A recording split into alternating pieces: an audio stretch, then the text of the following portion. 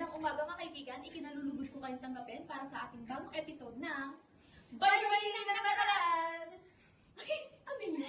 Sino ka? Sino ka?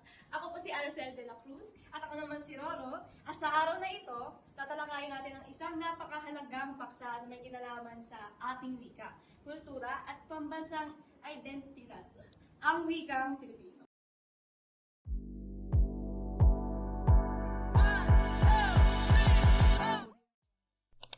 Kung gayon, simulan na natin ang paglalakbay at pagtatalakay upang mas mapalalim pa natin yung kaalaman nila at pag-unawa sa pagpapahalaga ng wikang Pilipino. Di ba? Simulan na natin. Ano na? Charot.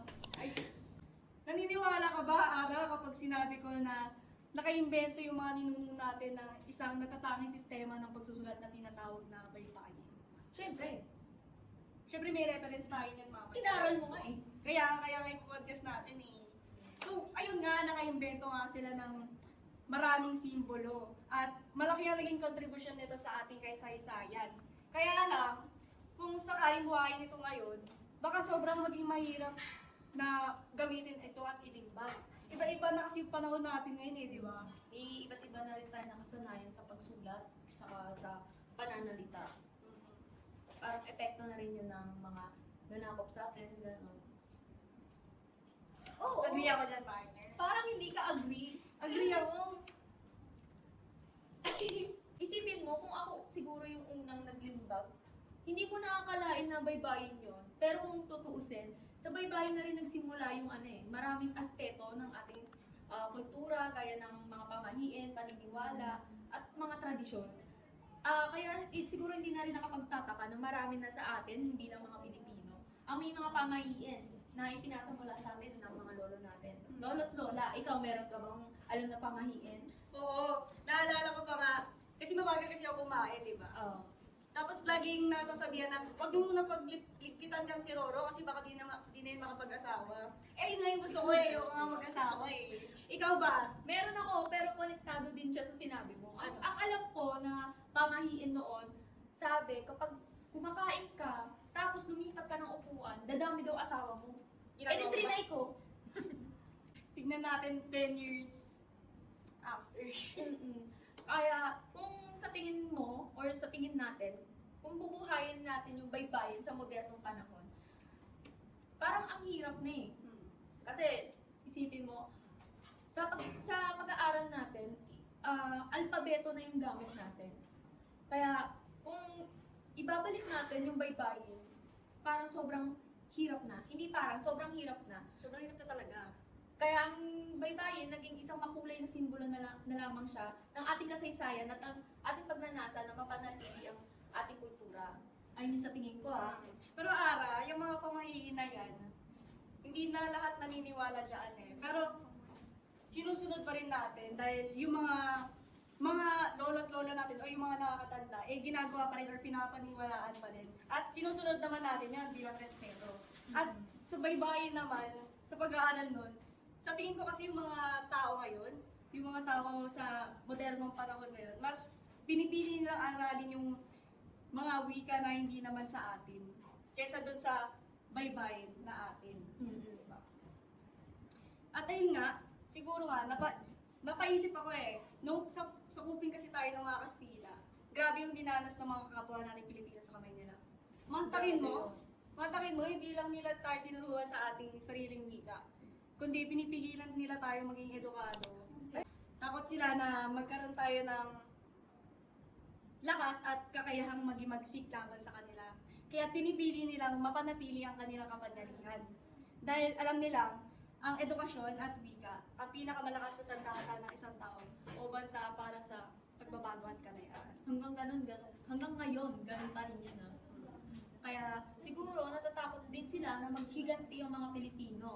Kaya siguro, hindi siguro eh. Kaya nagawa nila yon. Takot sila. Maghihiganti talaga, o sinong hindi? Pero kung sana'y naging makatarungan at tapat ang pakikitungo nila sa atin, kung tumulong sila sa mga may hirap at hindi tayo pinahirapan, baka hindi ganun ang naging sitwasyon or naging parang tawag dito? Ilabas Yun mo yan. naging ending. Resulta. Yan, resulta, pasensya.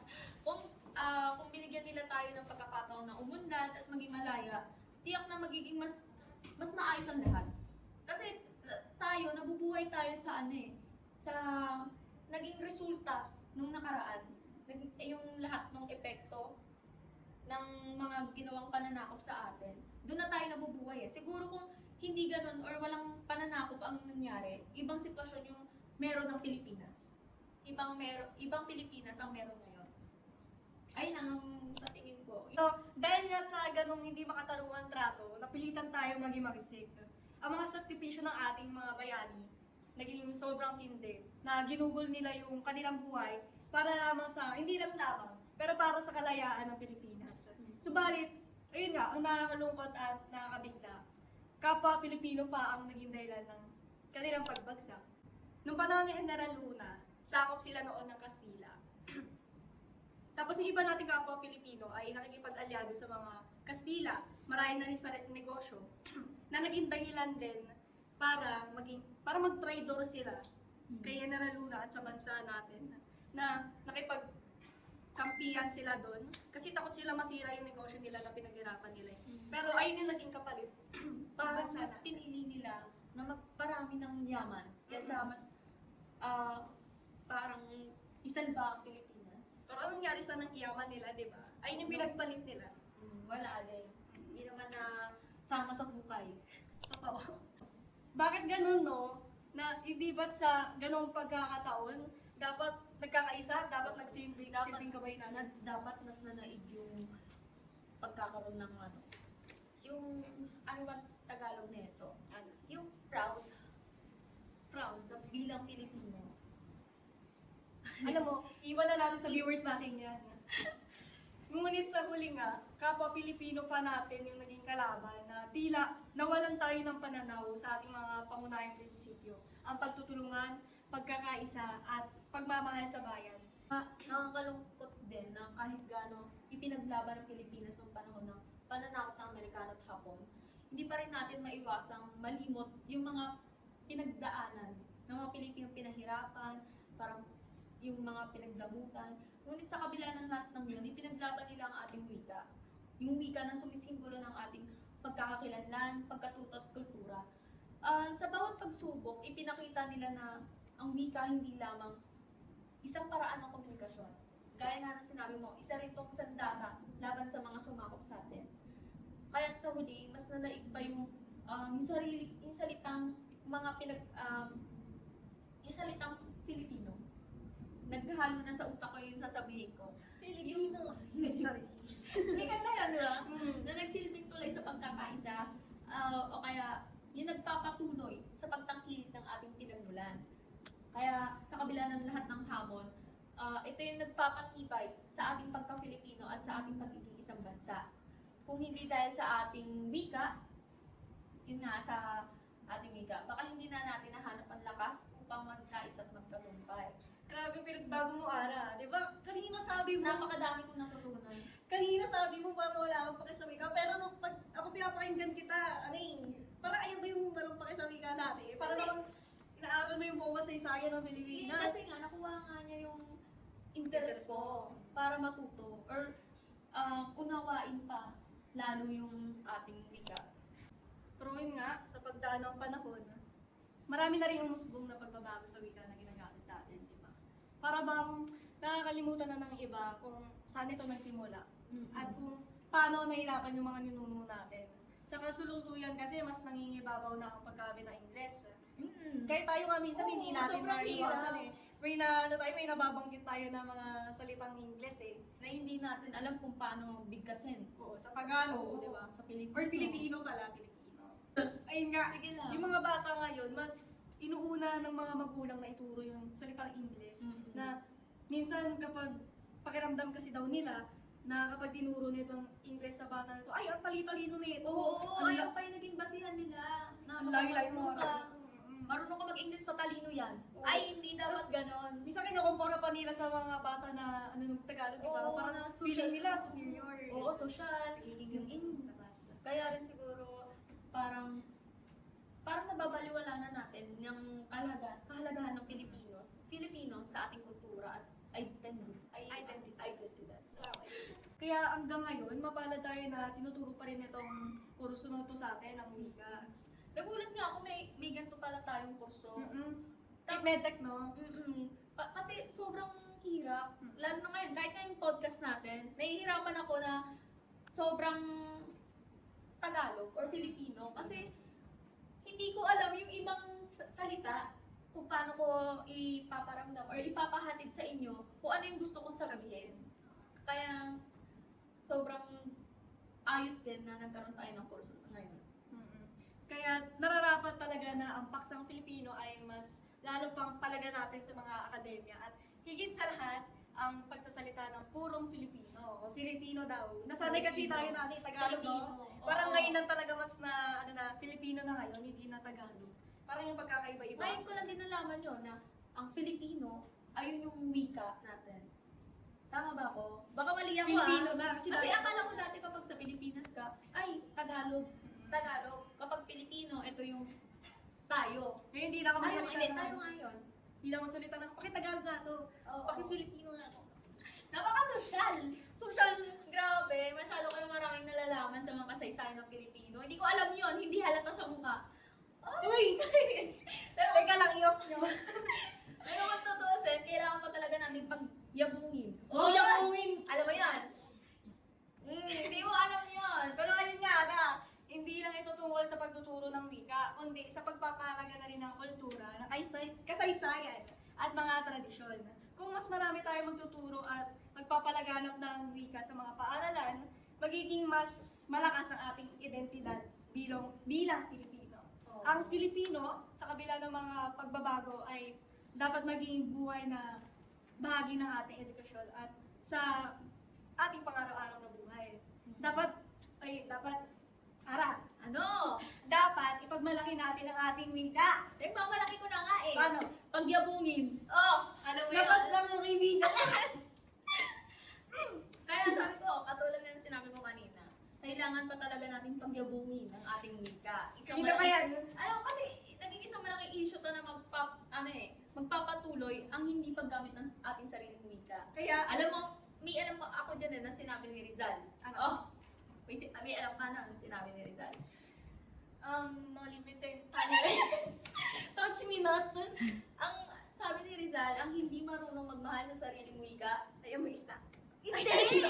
Masa hayop o malansang isda. It's the thought that counts. Counts! Counts! Sabi na, wag na tayo magsalita ng English eh. Tagalog na lang. Ngayon, nahihirapan na tayo mag-Ingles. So ano nga ba yung ano nun? Ano nga ba?